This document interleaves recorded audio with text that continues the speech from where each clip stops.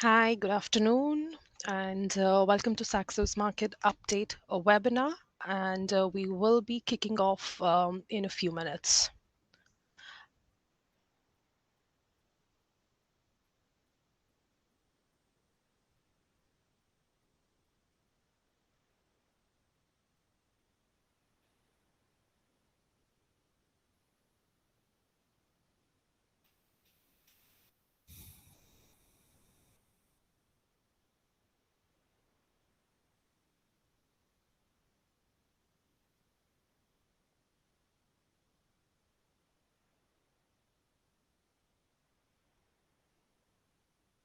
Okay, hello, good afternoon. Welcome again.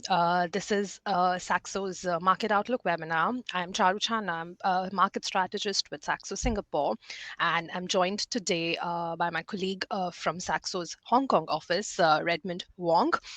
The agenda for today is really only one, how to position for 2023. We'll talk about equity markets, bond markets. We'll talk about commodities. We'll talk about China in a little bit more detail as well. But overall, I think we will be staying on these macro discussions to give you a sense of what kind of volatilities can come your way in 2023 and how we can potentially try to position your portfolios to be ready for those challenges. So I'm just going to start by sharing my slides first here.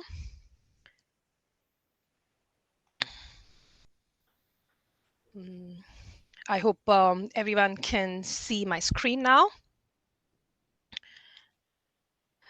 So just to kick off, I mean, this formal disclaimer here. I mean, nothing that we're discussing here can constitute as an investment recommendation.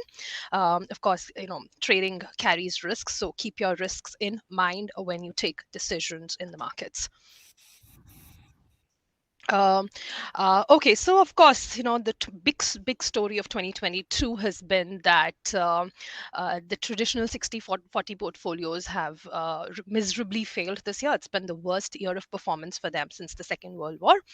It's been an extremely challenging year for investors and traders alike, and for equity investors, for bond investors alike. Not even to mention the crypto investors, and that's really beyond the agenda for today's discussion. But I mean, the point here being that it has been so volatile, and there have been very limited limited number of asset classes that have really generated positive returns, as you can see in this bottom right chart here.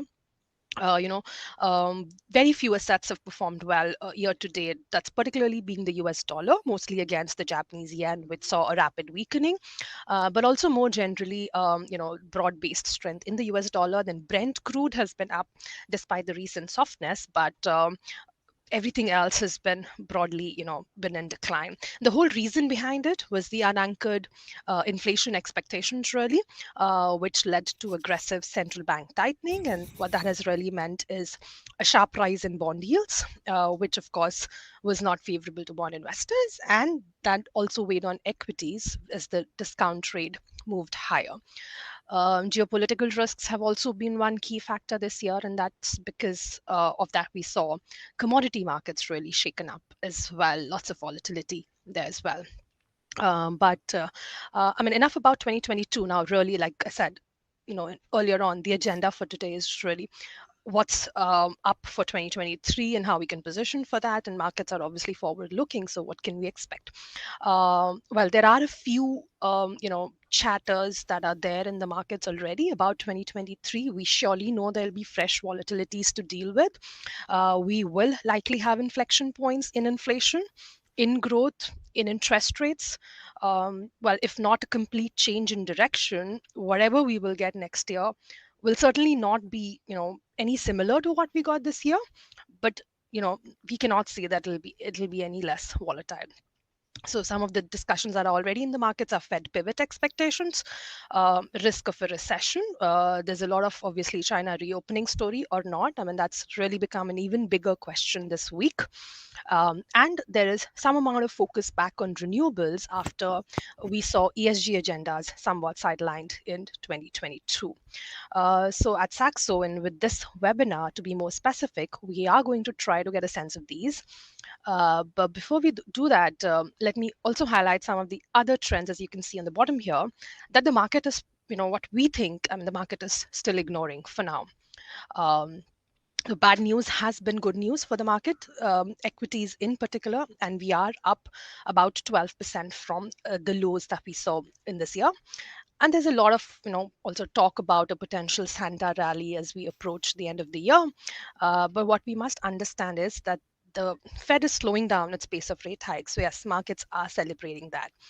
But it is doing so because we are at a stage when demand is starting to get hurt, and not really because inflation is slowing down considerably and we can celebrate that. Well, that doesn't seem to be the case. Now, whether this becomes a full-blown recession or not will remain to be seen. But what we think is that the equity markets are still not pricing in even an economic slowdown. I mean, if you look at average EPS growth expectations for the next year, we are still at 4.5% for the consensus. That seems really outrageous. I mean, considering that there will be demand weakness, inflation will of course cool off. So that should, both the factors, lower demand, lower inflation, should hit the top line. But at the same time, the bigger concern that we have is margin pressure. So we will likely see a lot more margin pressure as well, which means, yeah, 4.5% EPS growth is outrageous. More so, the S&P 500 is still trading at a PE of about 18.2x, which is higher than the average of about 17x since 2000. I mean, I think we should be, below average there, given the kind of macro risks, earnings risks we are currently facing. So the markets have currently priced in that Fed is slowing down on hikes story. That's been the good news. And then, of course, there's, chasing the seasonality as well. And potentially, the room for downside surprises in 2023 is still substantial. At some point, the focus has to move beyond that slowing inflation story to really the growth concerns. And some of the other trends, like I highlight here, particularly short supply of commodities, deglobalization, ESG, all of them are still inflationary. So it is also still insane to expect that inflation will get back to 2% levels, which is the Fed's target. And the Fed will start to cut rates next year. I mean, we have had a lot of pushback. Even last night, we had pushback from Fed speakers on that 2023 rate cut expectations. And at Saxo, again, we don't think we are getting to that point anywhere in the next 12 months, which is really what a pivot means, right? It's a complete U-turn from the current policy. So we do think that is premature to expect even for 2023. And the Fed is quite mindful of that. They still have memories of the 1970s, as you can see from this black chart here, where premature easing caused inflation to spike up again. And it took a total of like 7 years to get inflation under control, really. So monetary policy is unlikely to come to the rescue of that slowing demand as well, because inflation still remains a problem. Fiscal policy, maybe, but then that's the key risk to monitor if you are looking at investing in bonds, and we'll get to that later on. So overall, our expectation is that the Fed will downshift to 50 basis points rate hikes in December, but continue with a few more 50 basis points rate hikes as well, which is a little bit of a contrast to what the market thinks, that we might get a 15 December and then slow down to 25 and so on. So we think H1 2023, we can still get a few more 50 basis points before really pausing there. The main reason is that labor markets are still tight, which in turn both reflects and drives the resilience of economic growth. While that can change quickly, I would accept that, but we need to see how quickly the economic data and the labor data really deteriorates. But still, we believe that a pivot from tightening to easing is very far-fetched. It is a distant prospect, at least for most of the major economies, the advanced economies. And what inflation was in 2022, we came from a point where it was transitory to so entrenched that we had to deliver such massive amount of tightening. Potentially will be recession in 2023, where for now we're still not sure what it will be, but it will start to take in a lot more attention as we get into the next year. So that makes it really hard for us to see an upside case for risk assets at this point, despite all the cheer that we have about cooling inflation. And in a sense, if you look at our equity theme baskets on the right side, you can find them on the platform as well. And we've seen this trend since the start of the year. Best performers this year have been commodities and defense. Nuclear power, renewable energy, logistics in India have also done much better than the rest. So overall, the risk reward for equity markets, particularly, like I said, it's still unfavorable for the next 3 to 6 months. But if you look more deeply and want to pick sectors or themes to be exposed to, I think a very broad trend that I would highlight here is that the S&P is, say down only about 16%, and compared to the 70s when we were down 30%. Nasdaq is down 29%, close to 30%. But disruptive companies, and there you can use the ARC ETF as a proxy, they're down over 60%.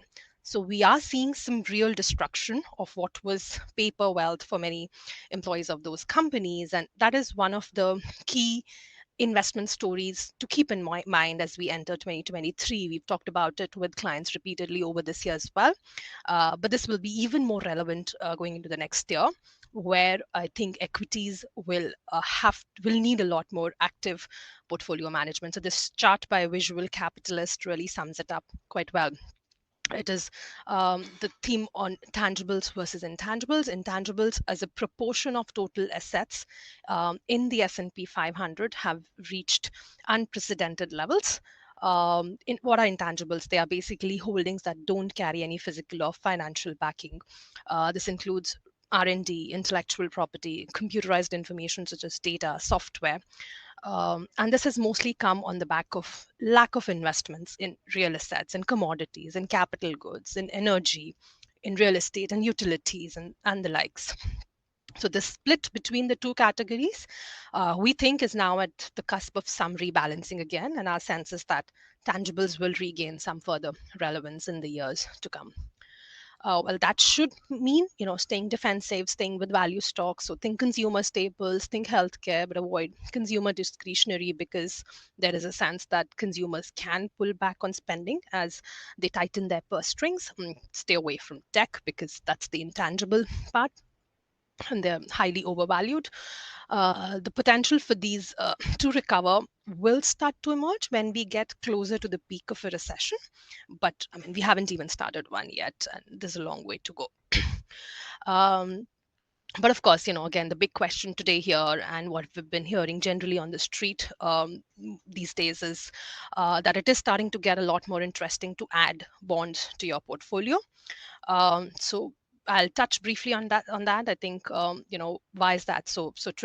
We started this discussion talking about how traditional 60/40 portfolios haven't really worked this year. And that's because the focus was so much on inflation and unanchored inflation expectations, which affects all assets negatively. But now we are at an inflection point where growth will likely take more of the headlines next year, or growth concerns rather. And that means equities will continue to get thrashed to new lows, but bonds do well in that scenario because easing expectations will drive yields lower, and that means bond prices will go higher. So you get some capital appreciation there. But more importantly, right now bonds are offering a very good income opportunity as well.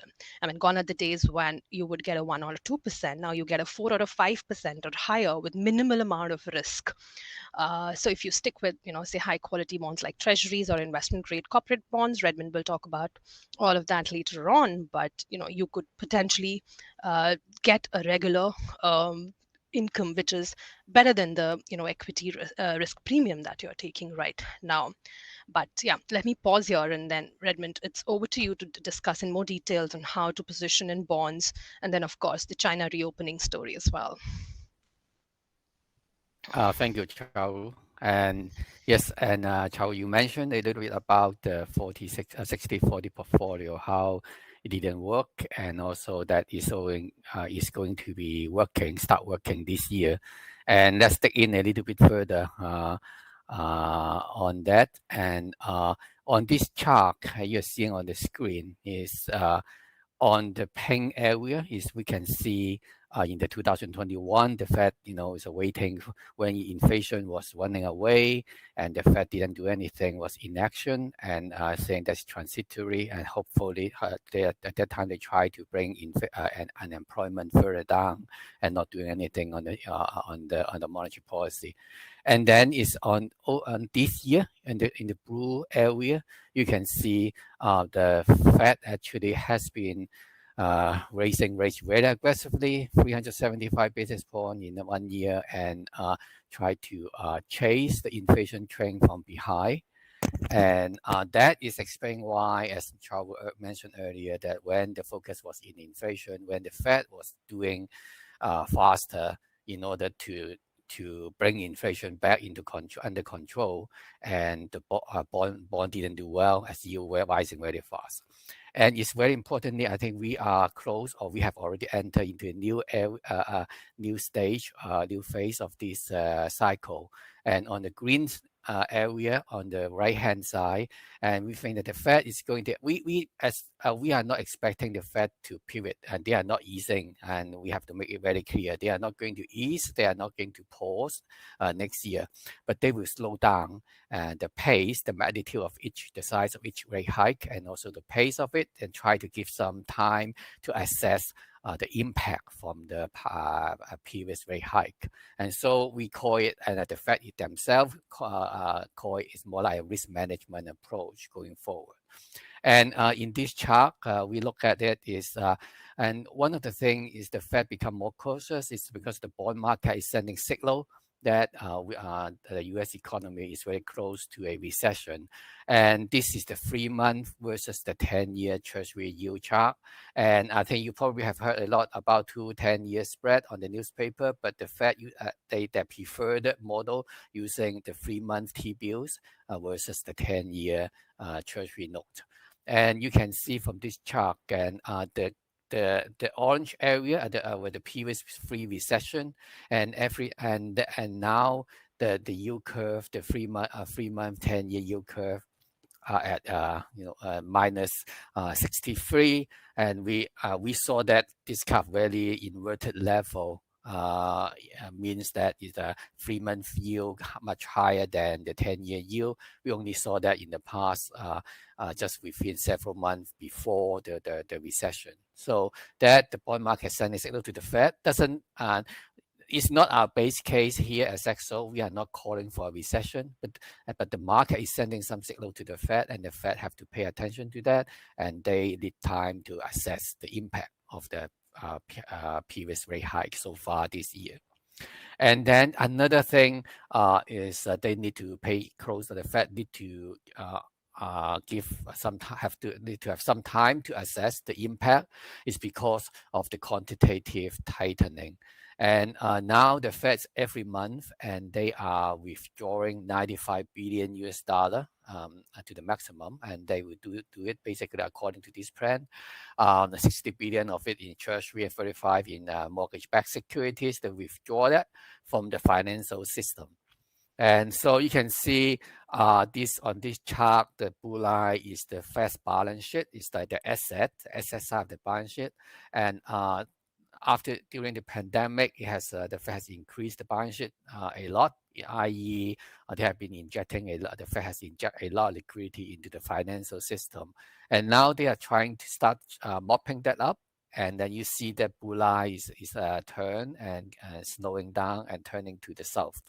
And so they will keep doing that, and more than 1 trillion a year, and on this current rate. And that means and that will have an impact on the market and also on the economy. Is a tightening, and the Fed is sometimes, because that is actually this kind of magnitude of quantitative tightening. We have not seen that in the past. In the 2018, the quantitative tightening was much smaller scale. And so from these two, the Fed will probably slow down a bit.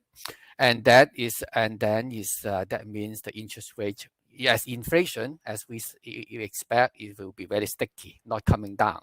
So the Fed will be actually a little bit high on that again. And then is that gives some room to interest rate to stable or even coming down. And we looking at the whole yield curve. I mean, it's recently a lot of buying focusing on more longer term bond, like 10-year, 30-year in the treasury market, in the high grade investment grade market. And but going forward, if even though we are not calling for recession, but the trend for the economy is slowing, and when it get close, when the economy is slowing down, and when inflation is still sticky, and but the Fed is more like slowing the pace of tightening. And that will be the middle, the 3 to 7 year segment of the curve may start to outperform, because the very short term to 2 year will be still anchored by the Fed not cutting rate, but in fact still hiking, still raising interest rate, so that the very short-term money market rate and up to 2 year will continue to go up, or at least stay at a high level. And then the long end is because of at the moment, because it's the market pricing in some recession, but at that time it's more like pretty much priced in, and the inflation is not coming down, and then it's so the long end may not drop as much. And then actually for the carry and for preparing for eventual easing few years down the road, that makes 3 year to 7 year more attractive. And also that provide, given the curve is a short-term yield higher than long-term yield, so it's for better carry for investor. And we tend to think that from the 3 to 7 year segment give better higher yield, and also some potential for benefit for some easing, not next year, but down the road 2 3 years later. And actually this chart, maybe we can explain a little bit. So this is the 5 year versus 10-year yield curve. So you can see the 10-year will do better when it's go inverted a few months before the recession, but when the economy going into recession at that time, the 5 year will do better than 10-year. When the curve is deepened again, that means the short-term yield will come down faster than the long-term yield. And okay, I think for investors, not only have to decide which maturities to invest in, it's also important to say what kind of bonds, and as a rule of thumb, and we will look at, okay, what kind of credit rating. Of course, there are many different issues, but let's look at, say, whether we want to do a high grade, especially the government bond, U.S. Treasury, and that would be with the lowest credit risk, and also is investment grade, and then also high yield. We can have different options. And over the next few months, and we believe that is treasury, and also the very high grade investment grade bond will do better. The main reason is because of the economy is slowing. And when the economy is slowing, the risk of default and of course will be increasing for those less healthy corporate. And one thing though is we would say not just focusing on the risk of default, because I think sometimes investors say, okay, look at this corporate or this bank, okay, we don't think that they will default, so it's okay to buy their bond. I think that is only half of the story, because very importantly, even though this particular issue they are not going to default even during hard time, but their cash flow will be damaged, and so they may be downgraded, and so the yield will also, yield spread will also widen. Means yield higher, that means the bond price will go lower and underperform the treasury and the high grade investment grade bond. And also importantly is when traders price a corporate bond, and you will look at the volatility of the equity market. The more volatile, the higher the risk in a company which issuing bonds. So when the market, we are expecting the economy still having some headwind, difficult time, and margin pressure will be will be actually a bigger concern in the stock market. So volatility will be high in the equity market. That will translate into pressure on corporate bond, especially those non-investment grade or high yield bond. And then, okay, and we talk about the risk, and then we need to think about the pricing. So if the price is good, it's like if the yield is high enough to compensate those risks, that's still okay, and may not be a bad idea to buy high yield bond. But at the moment, you look at this chart. This chart is the difference between the high yield bond on average, the yield for high yield bond, and the yield you can get from investment grade corporate bond in US dollar. So what it means is say this chart represents how much you can get, how much more you can get from investing in a high yield bond versus putting your money in an investment grade bond. And you can see at the moment is about only 300 basis points. That means about 3%. So you invested in a non-investment grade US dollar bond, you got 3% more than putting your money in an investment grade bond. And if you look at this chart, you can see every time when there's a recession, it spikes, and and also any economic crisis or any financial crisis or any economic slowdown, and we spike to much higher level. The spread, that means you need much more. Much higher yield for the high to compensate the risk for putting your money into a high yield bond. Usually, as rule of thumb, you will be expecting about 600 basis point, i.e., 6% above. So now it's only 300 basis point, 3%, and so we are nowhere near. And so it's better to on a risk and reward basis, given the driver for the performance on your bond portfolio will be from interest rate being stable, and you got it from the carry, and also maybe some potential for decline in interest rate down the road. And so sticking to a high grade will be better. The time for putting switching and putting your money in a high yield will come later next year, when the economy is much more closer to a recession or even has entered recession, when the bad news, when the yield spread much higher from today's level. Then at that time, you will be better rewarded by higher yield, and then it may be the time to shift from the more safe asset to higher some to risk asset. That means it's at that time probably you can look at corporate bond or even equities, high yield corporate bond or even equity at that time. But that will be in the later in 2023, maybe second half, or even we don't know the exact timing yet. But at least we know for the next few months, I think the risk reward is much better for the high grade investment grade bond. And so just to wrap up, and bonds are becoming more attractive for in your portfolio for next year. And we think that it's better to focus on 3 to 7 year and treasury, and the safest in US dollar bond market.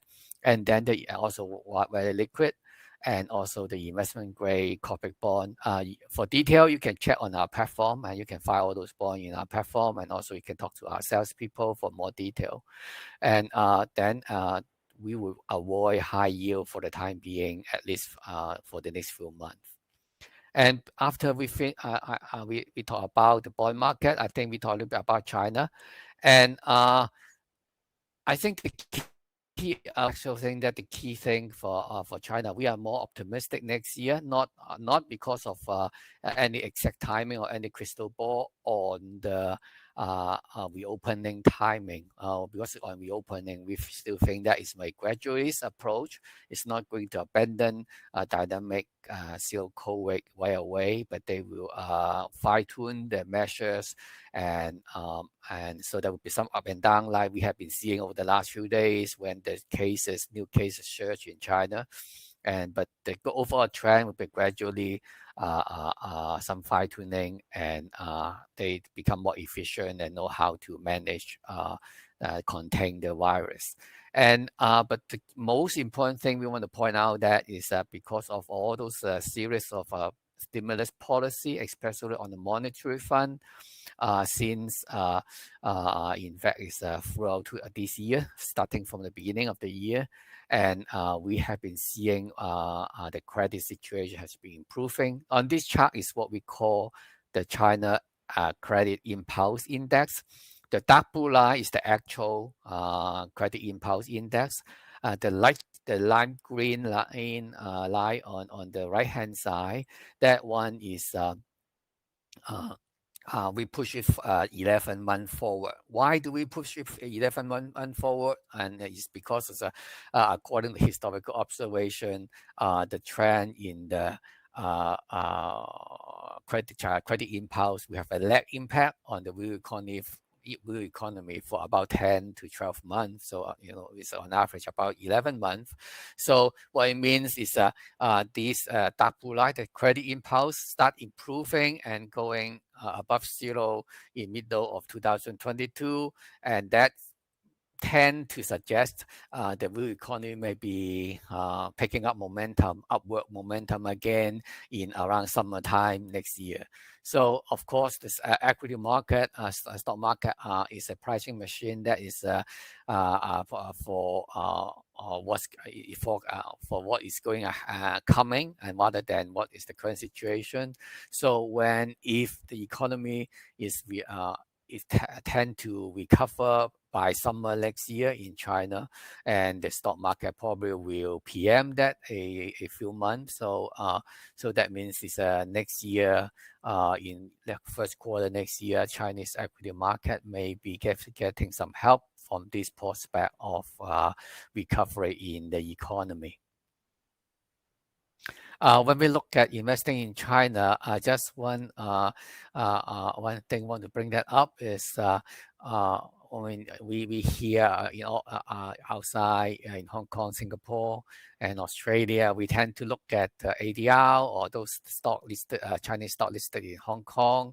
And one thing, because China is, we don't have time to go through all the detail here, but China is in the middle of making some transition in the economic model from a less export-driven kind of economy to more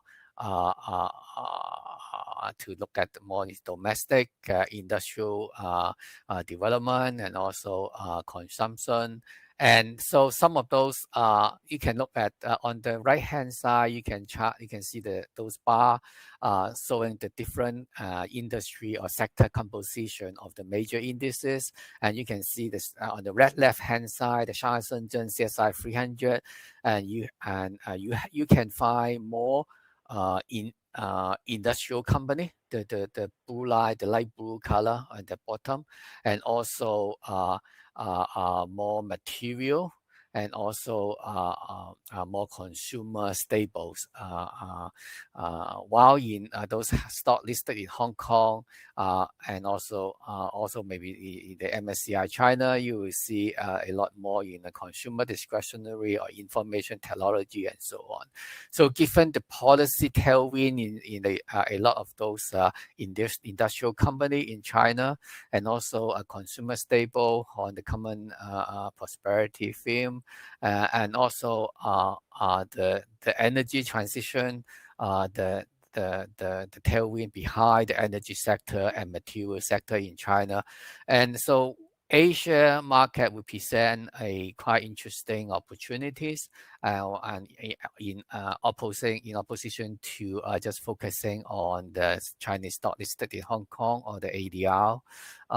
So that mainly because it gives investor a better diversification to many sectors industry that benefit from policy headwind, which are not available in those offshore stock. And rather than just focusing on the China internet or EV, and actually we have a lot more options and more in the A-share market. And just give you an example, we on the Saxo platform, you can find some of those A-share ETF, and the idea is not a recommendation.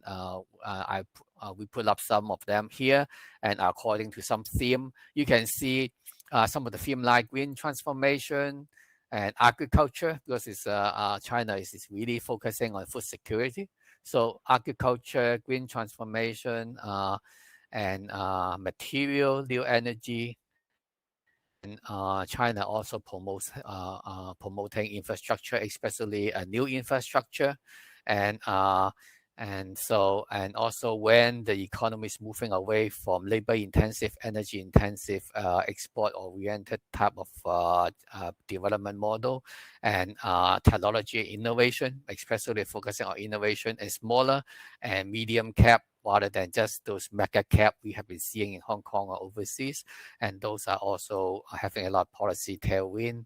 And this SOE stand for state-owned enterprises. There's a lot of restructure adjustment there, and try to because it's the current policy in the Chinese government certainly want to focus also on SOE, and there's a lot of opportunities there as well.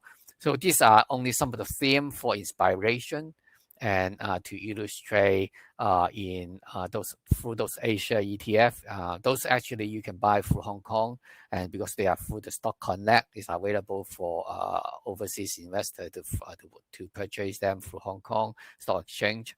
And so just for something for you to consider.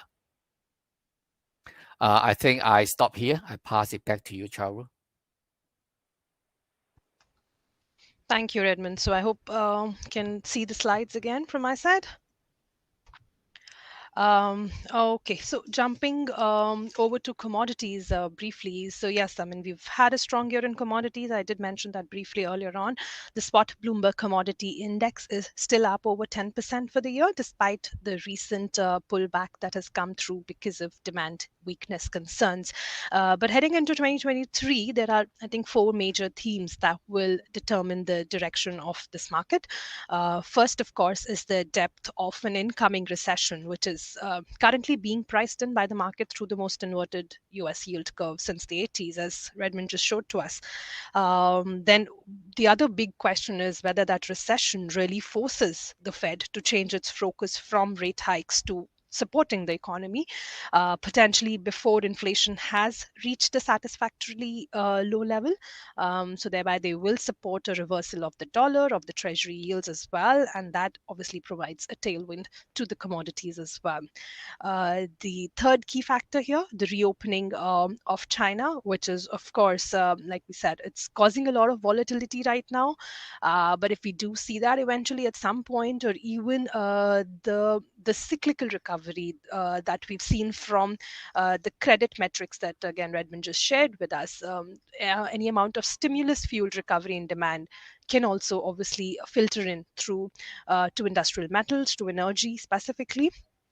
And lastly, duration of the war in Ukraine, and potentially what impacts it has on the supply of key commodities, from crude oil to gas to wheat, to even industrial metals. Everything's relevant as long as this war is going on. So crude oil particularly has too much going on right now, from global demand concerns from China, but also global slowdown in demand from the massive tightening we've seen this year. Then you've of course had the volatility from the China reopening story and repeated lockdowns there. But also the Russian oil price cap discussion in the EU doesn't seem to be taking a firm stand right now. So for now, it seems tough to find a direction in the oil markets. Potentially, demand concerns will continue to overwhelm the supply issues in the near term. But let's not forget, again, this is a market that has been suffering from years of underinvestment, and it appears that the recession concerns potentially could end sooner than those supply concerns, really, because it's not that easy to bring up supply in commodities that fast. So long-term focus will again still be on the shortage of supplies, which will continue to support more upside in oil and energy beyond these near-term fluctuations. But with the current market structure being extremely weak in oil, particularly in WTI.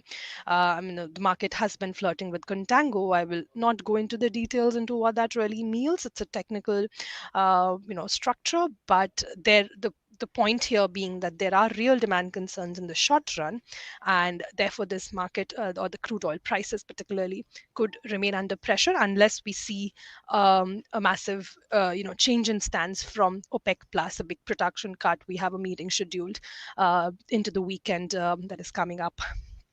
So I think a lot more volatility for the oil markets. But the other key commodities we're discussing really are the metals, both industrial and precious metals. They are finding a lot of support recently due to the lower yields and the dollar after the softer US CPI print for October. And then there hasn't obviously been enough pushback from the Fed members on those easing expectations. So there are reasons to believe that we have seen the cycle lows in gold, in copper, in silver, and Saxo does maintain its long-term bullish view on gold as well, and more so for silver rather, driven by a combination of an incoming economic slowdown and a major repricing as the market really realizes that long-term inflation will settle at a higher level than the sub 3% that is currently being priced in. Copper also, I mean, has a very interesting long-term story here because it is one of the most widely used metal in green transformation. And as we discussed earlier, hopefully that ESG agenda's green transformation focus will return in 2023 after being sidelined in 2022 because of, demand was not being met. So as that story picks up, once again, likely in 2023 and beyond, and supply still remaining in question, especially for copper, that will potentially warrant higher prices as well. So I think that's it from us. And just to kind of sum it up here for portfolios into 2023, what Saxo expects should potentially be underweight equities, something like overweight bonds and commodities still. But it will be a very volatile year where active portfolio management will really be the key. This one question that I often get about, the equities are being so cheap now. So valuation metrics, sometimes appear cheap in equities. And, if you look at it from a standalone basis, but a deeper assessment, points to the opposite, really, that the risk premium that investors are compensated for when taking equity risk today, it's very historically very low. It's something very similar to the chart that Redmond showed. What is the return you're getting on high yield versus the investment grade? Is it good enough for the amount of extra risk you're taking? He showed we are just getting 350 basis points there, but that's not enough for the extra risk that you take by getting exposure to high yield. Not at the moment. You could get 600 basis points or more. Then it might be a more reliable decision.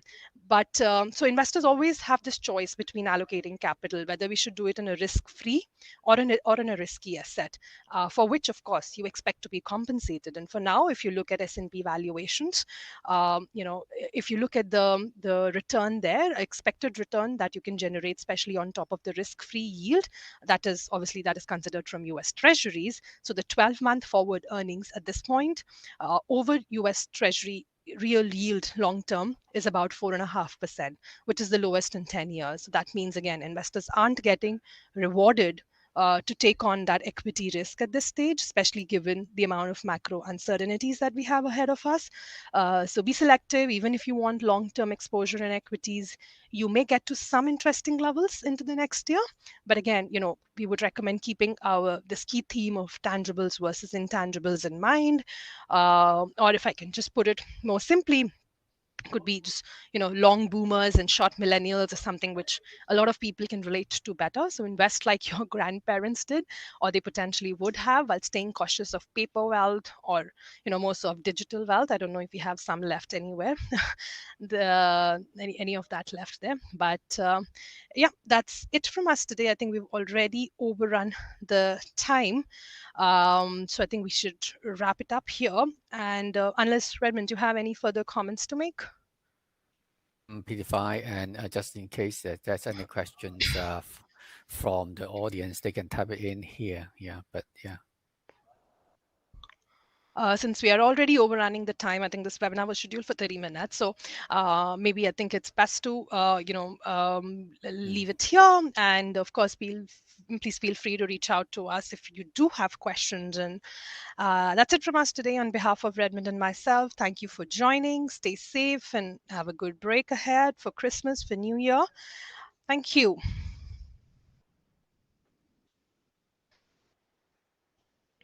Thank you. Bye bye.